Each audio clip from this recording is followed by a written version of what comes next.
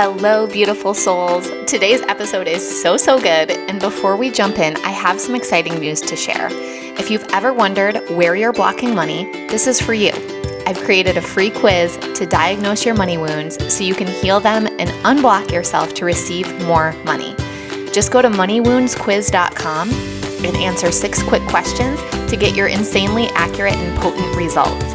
And if you're loving my vibe and want to work one-on-one to call in more feminine energy wealth, I would love to hear from you. You can shoot me a DM on social media or go to emilywilcox.com to learn more. Hello and welcome back to the show.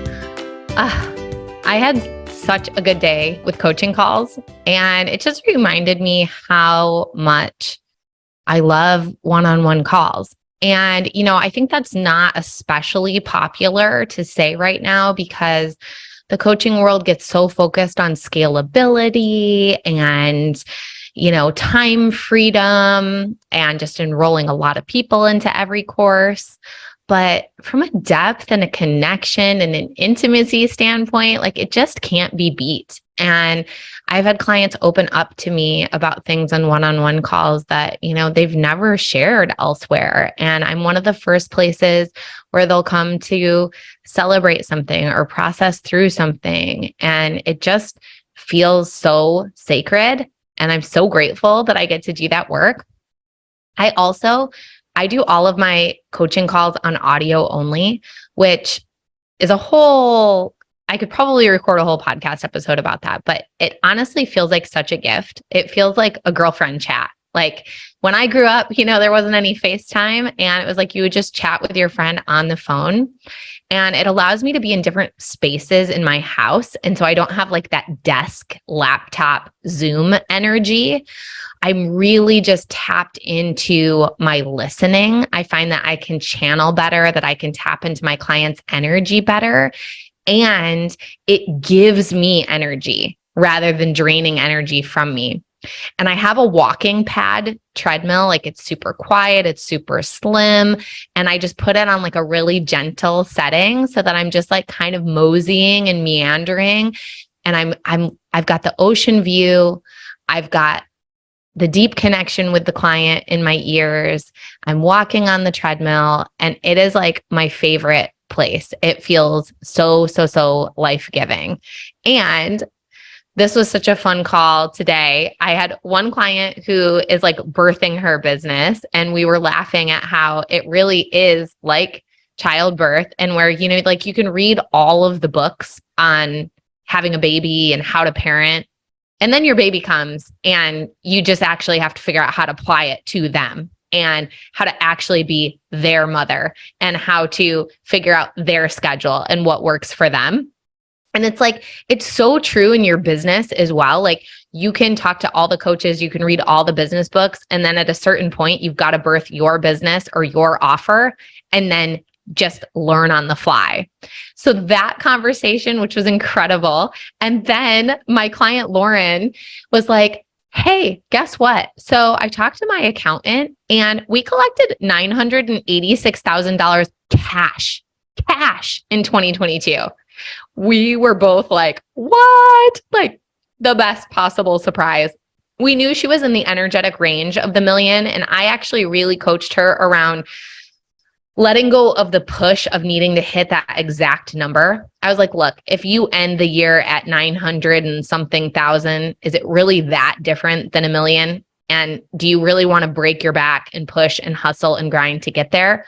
Or can you just keep running your business in a way that feels aligned? And if you cross the million, great. And if you end up at 900 and something thousand, can we just round up to a million and be happy about that? And she was like, oh, yes, that feels so good. And the pressure feels off. And we thought that she ended the year at 911. It turns out $986,000 cash. So we had so much fun celebrating that together. And she's actually coming here next week for an in-person VIP day where we get to map out the energy and the aligned action for 2023. And it just feels like such a gift that I get to do this in my business. And I actually have a space open right now for Lux private coaching, where we really go deep together in your business and architecting the business and life of your dreams. So if that spot is yours, if you want it, slide into my DMs and let me know, and we'll take it from there. So I have an incredible interview today with Elvy Perez, and I want to just tell you a little bit about Elvy so you can get the vibe of this.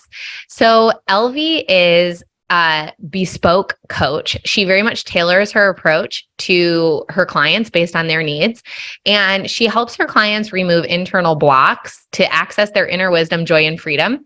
She says she mainly works with women who are ready to embody their inner mentor fully. And I just love that, like the idea that we have this inner mentor inside of us, that we already have all the wisdom and that we just get to trust it and learn how to communicate with it and how to embody it more fully. So I know that you're going to love this interview with Elvy. So let's dive right in. Welcome to the show. I am here with Elvy Perez. Elvy, thank you so much for joining me. Oh, I'm delighted to be here. Thank you for having me. Yeah, I'm super excited for us to connect. We've been in some of the same online circles, but just tell me and tell our listeners a little bit about who you are and what your business is. Yeah, well, so my current business is a very bespoke-based business. I focus mainly on one-on-one work, and the type of approach I have is based on really having my clients develop a really strong relationship with their inner mentor so they can get through blocks in their lives, so that they can get to the things they want to do, the things that, the way they want to be. And I've been through so many iterations in my business for a while now. I started in corporate. I went to NYU Business School. So I was just like going that route of the finance world. And then when I first had my first daughter, I decided, no, this is not for me. I was really actually just following the crowd in my 20s. Like, I just want to make money for the sake of it, doing what everyone's doing, banking and finance. And then I took a sharp U-turn. At the time, I was married to my two daughters. My oldest daughter's my ex-husband, and he was also in an industry that was very demanding. So in the TV industry, and he was a producer. So we made a decision I would be home and with my kids, and I'm very happy that happened at the time. And but then things happened, and then we got divorced. And at the time, I was a devotee of Pilates, which I've heard you are now. Yes, I'm newly obsessed with Pilates. Trust me, I know the feeling, because I was introduced to it after my first pregnancy, and it changed my life.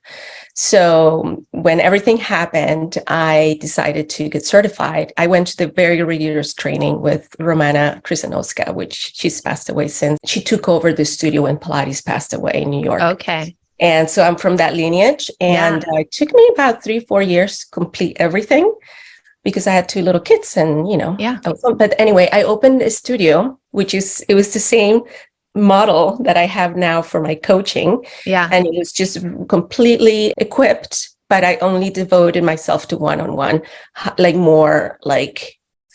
was probably the priciest studio in town, but I was just really just for my clients. So there was no distractions around. And I had it for close to 20 years. And I permanently closed it in 2020. And I was also doing coaching, life coaching and holistic health coaching. And then when I closed the studio, I decided to just fully go on for coaching and expand online. And I have had the intention to create more programs, more courses, and things like that. I'm taking it at the pace that I think works for me, because I feel like when I start to I have to do it this way because everyone's doing it that way, and that's what's working. It hasn't worked for me that way. So whenever I just step back and I'm like, you know what, I do know I want to do that, but for now, I just absolutely love doing the one-on-one work. And that's where I'm at. So that's in a nutshell how I ended up where I am right now. That's beautiful. I love it so much. And it kind of reminds me of The Surrender Experiment. I don't know if you've ever read that book. Oh my God, I love Michael Singer. I've Yeah. read that book maybe 3 times, and I'm like, I think I'm due for another read, another read, whatever. And it's like, when we surrender to the flow of life, it's all of these things unfold, and maybe they don't even seem that connected, or you never, the version of you that started out in corporate never could have imagined that you'd open a Pilates studio and then you'd be doing one-on-one, transformational coaching. Yeah. But you didn't have to know that. You just had to follow each little nudge along the way. Exactly. And I find that it's where it's interesting, because when I started the coaching, it was more around health alignment, and because you went with the body alignment and the Pilates point, I was mainly focused on women transitioning from, into menopause, because I'm in my 50s. And, so I kind of went through that, and I know what worked and what didn't, and just taking care of ourselves is just, and being aware of the transition was key for me, and not fighting it and really embracing that season. And so I did that, but I just felt like I can't not be in one box and work with one. I mean, I think they all kind of go along together, the type of women that I work with. But every time that I try to niche myself, and I get itchy when I hear that word, I know it works for some people, I can't. But I do find myself right now attracting more of the type of women who are empty nesters, or who are really just at the point where, like, okay, I am getting to a certain age where I'm like really not happy with what I'm doing, or they're burnt out from a career in corporate. So, and I enjoy that because I've gone through it. I'm not a full empty nester. I have 2 girls out of the house, but I have an 11-year-old. So, but I know kind of like both ends. So yeah, it just fills me with joy when I see women really stepping into like the not settling and being on autopilot and being like, okay, this is the end for me. I mean, that's a little dramatic, but yeah, some people are like, oh, I'm too old. I'm like, just who's going to listen to me? Many people are going to listen to you, I say. Yes. Yeah.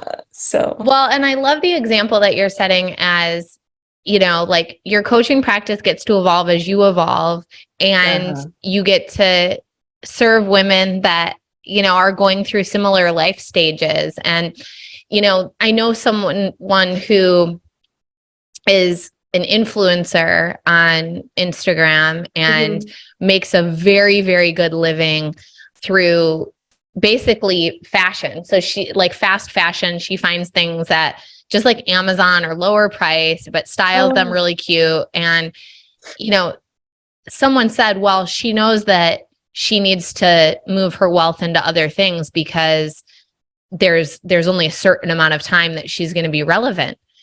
And I was like, really? Is that true? Do women just stop buying clothes for themselves when they're 40 or 50 or 60? Like, do women stop caring what they look like? Do they no, that her audience is going to age with her. Exactly.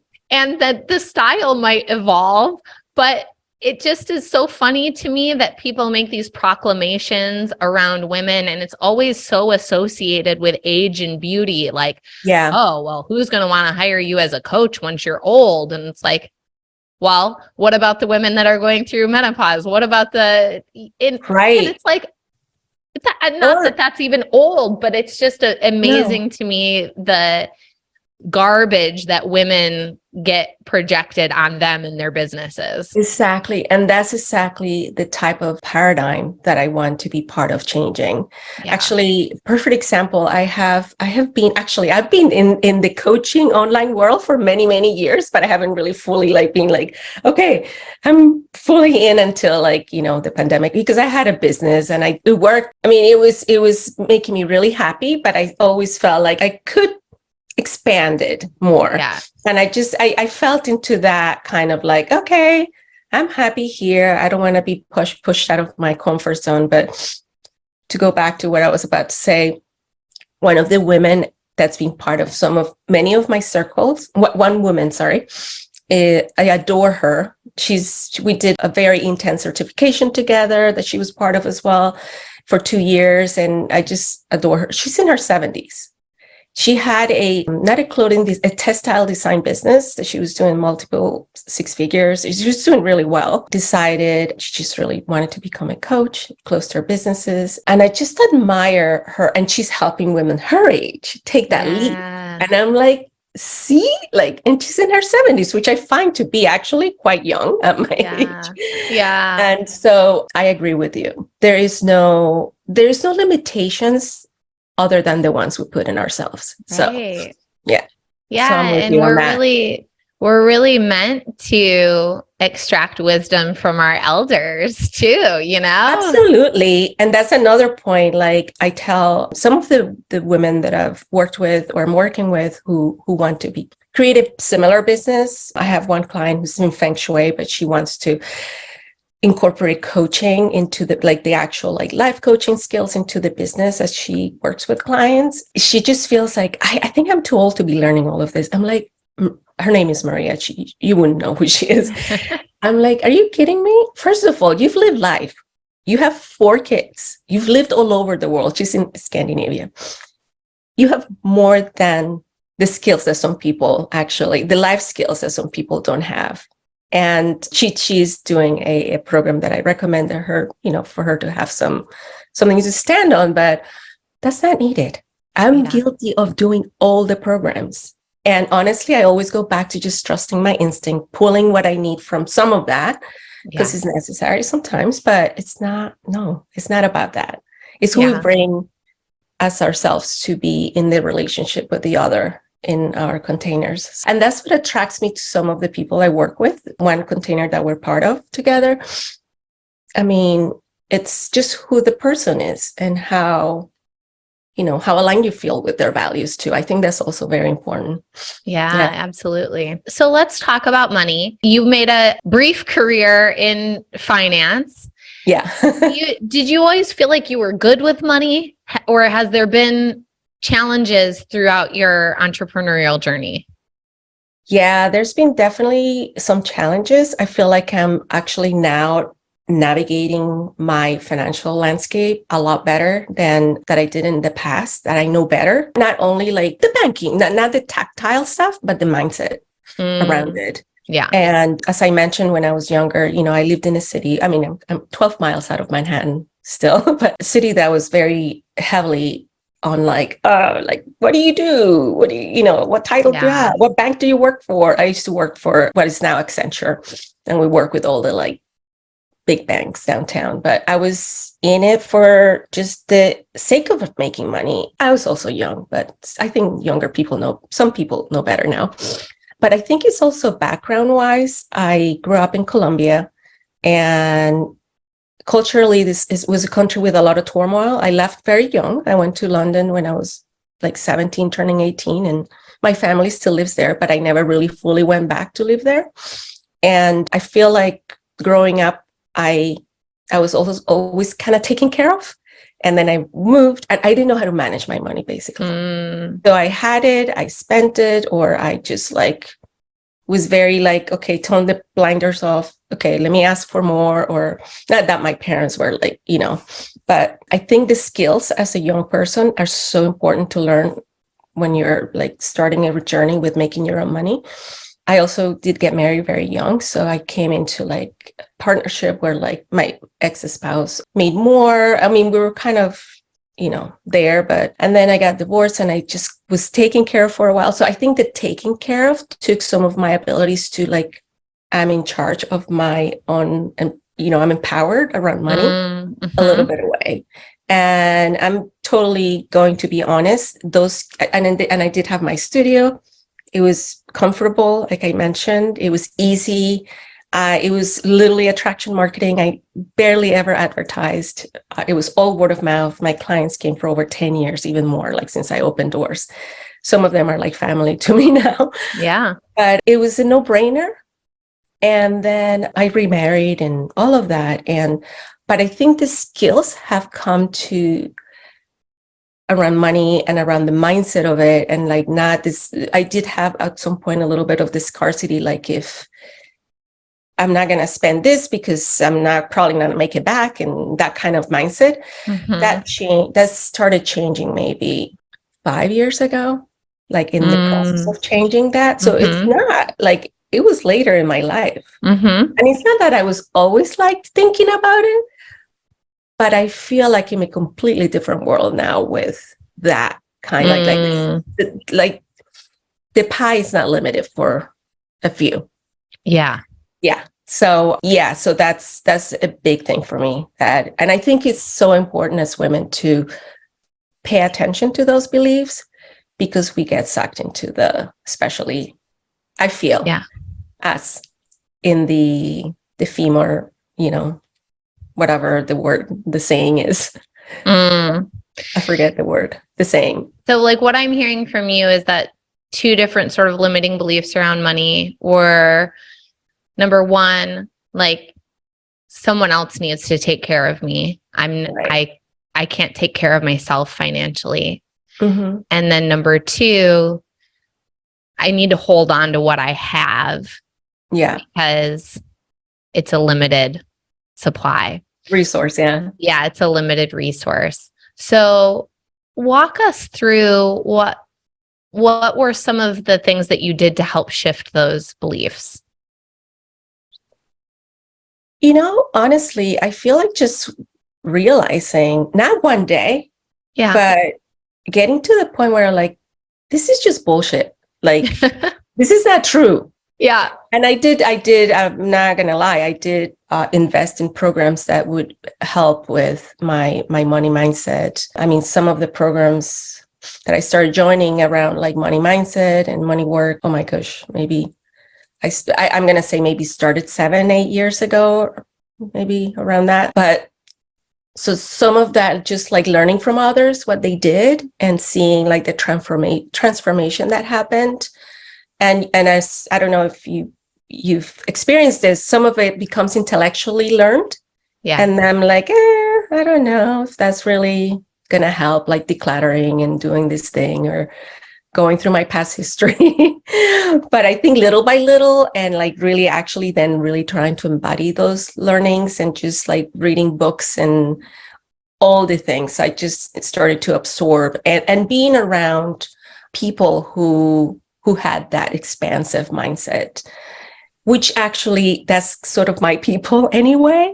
Yeah. So like for a very long time, we're world travelers. My husband and I are from other countries. So, and we have friends all over the world. And so we were expansive in many ways. It was just my little, like, for me, like, how am I going to grow my business kind of thing? Right. So it was just like my own world.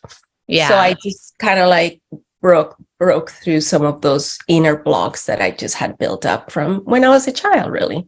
And just learning from others, like people like you with your podcast and people's stories. I'm just really inspired by people's actual stories. And I have really learned to trust the universe as well, and the higher powers. And I think there's a big mix into it, and not trying to like white knuckle and control every single part of what I'm doing.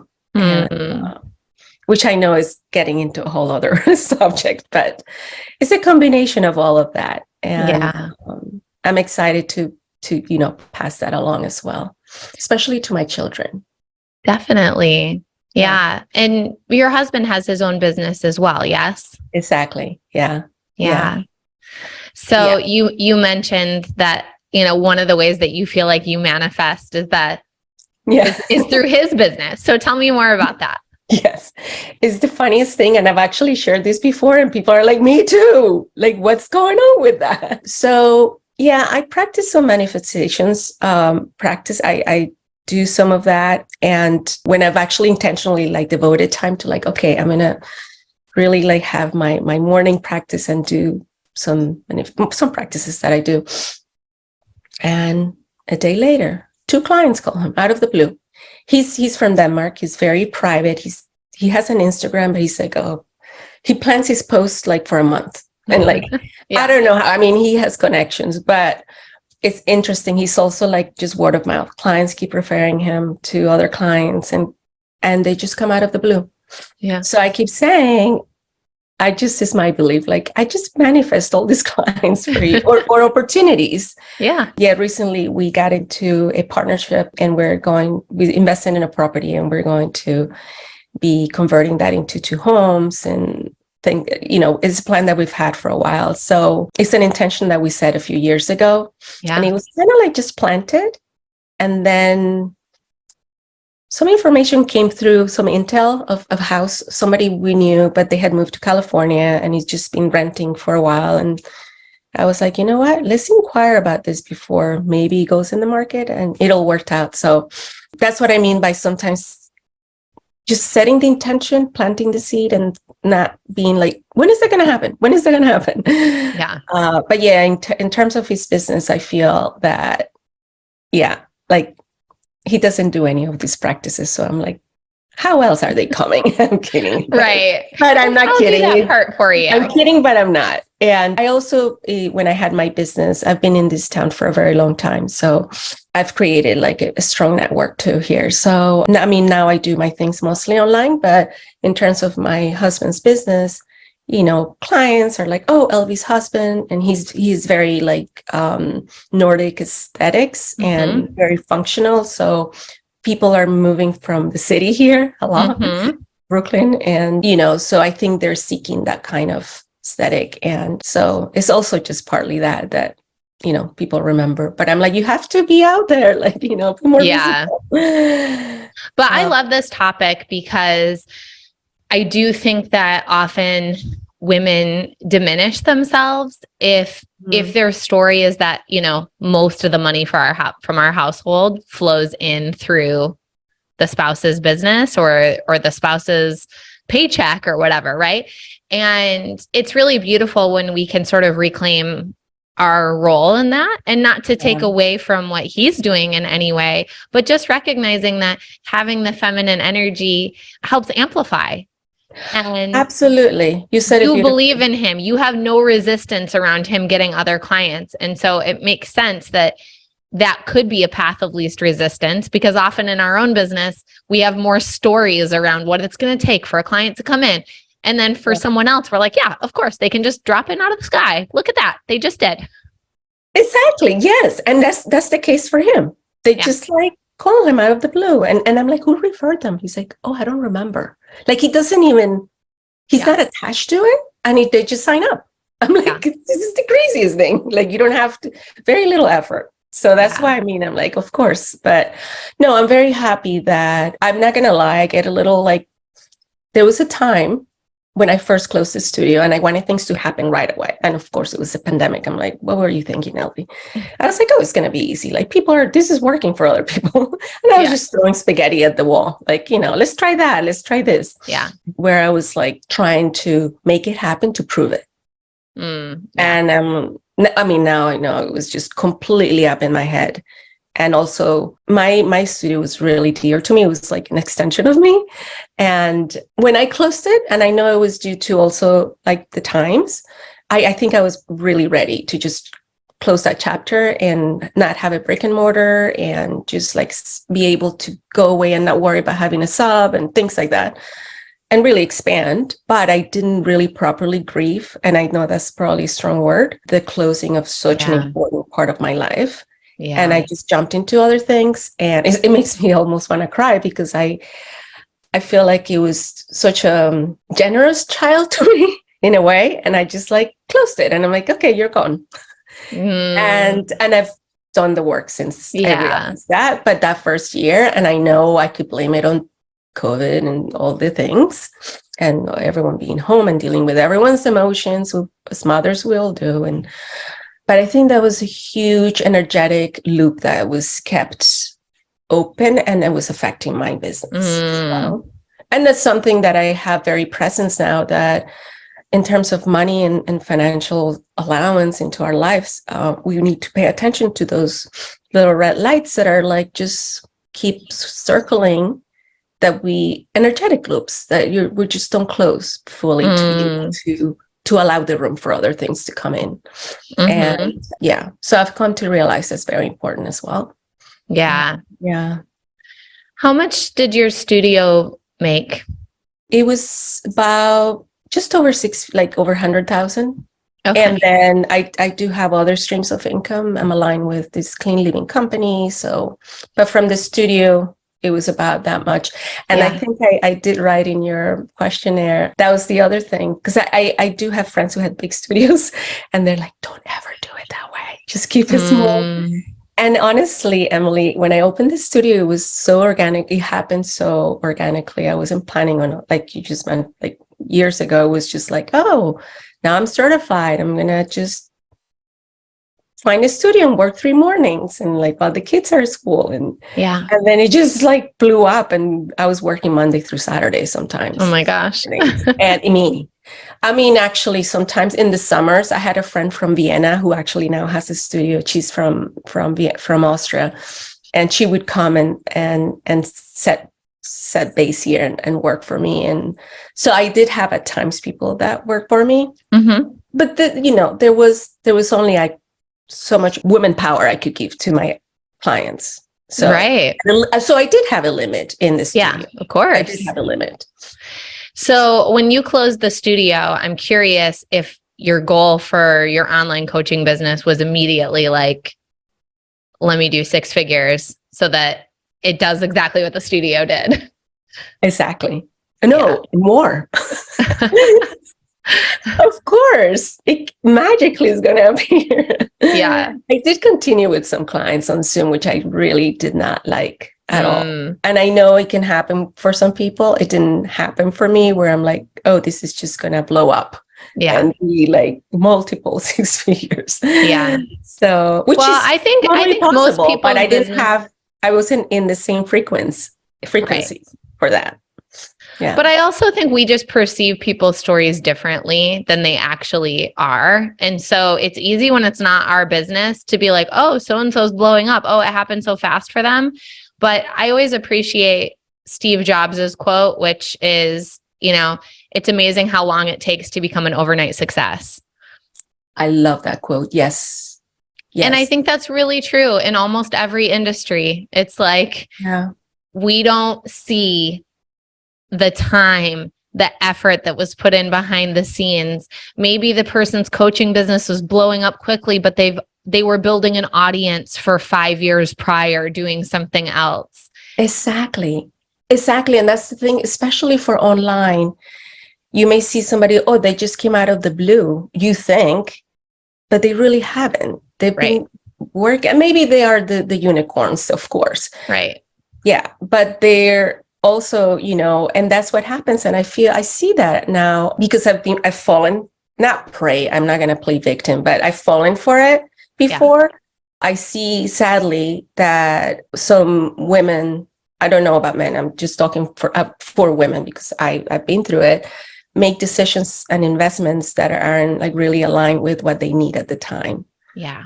I remember there was a year where we did we made a financial investment that was, reaped good benefits and income. And I was like, ooh, what am I going to do with all this money?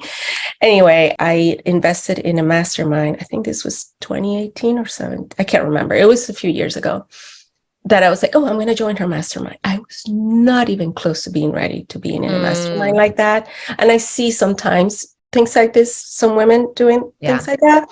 And I wish I could just warn them. But again, everyone's self-led and they can make the decisions and learn from them. Yes. But sometimes it could come at a hefty cost and also like not the right, mentors. So I've had not a lot, but quite a few of those lessons in my past. So yeah. Me too. I think everybody. Yeah, I think we all have in this journey. Yeah. I think we've been there. And again, I think a lot of people think that just happens in the coaching industry, but I run an e-commerce agency and, sometimes people are considering hiring us and they're like, well, but I had this really bad experience with this other agency, whether it was an Amazon agency or a Google agency or a Facebook ad agency, they overpromised, they underdelivered. It wasn't that good. I felt like we wasted money. And I'm like, join the club. That's part of doing business. Like, exactly. Find a successful business owner that doesn't say that they've wasted money on the wrong thing. It's just part of it. And we shouldn't make ourselves wrong for it. Yeah. And I should actually, I don't know if I use the word waste, because in the end, it's just, investments put in the wrong, Yeah. not in the wrong, but in just, You're just buying the lesson. it was an expensive lesson. Yeah. Yeah, exactly. And it's all good. And it's also, that's one thing that I love. I can't remember who taught this to me, but it was about, you don't spend money. And this is something I really like ingrained in my head. We're circulating. It's just circulating around. Yes. It's not out forever. It'll, maybe not next month, maybe not next year, but it'll just circulate. And when you're in that mindset of circulating and not hoarding, Yes. I think we're in a good place. I admit that if I were able to like just be investing in other people's businesses, I am just one of those huge cheerleaders that are like, I want to buy everyone else's programs just to support them. Yeah, that's so beautiful. Yeah. But it's so true about the circulation. And I always have to remind myself about that too. It's like, it's not like I took the actual money and set it on fire. It's where it really can't, yes. Where it really is gone. Like, right. Those dollars still exist. They're just in someone else's account right now, and they can flow back to me in so many different ways and multiplied too. Exactly. And when we think about the trillions that are moving from account to account, and now with all the, oh my gosh, when I opened my first business, and even with the coaching, yeah. Well, there was PayPal, but now it's like there's just so many resources that we can receive money, mediums, Totally. From. So it's just like incredible, like what we have at our fingertips. Completely agree. And then it's just how we put that to receiving mode. Yeah. Absolutely. Absolutely.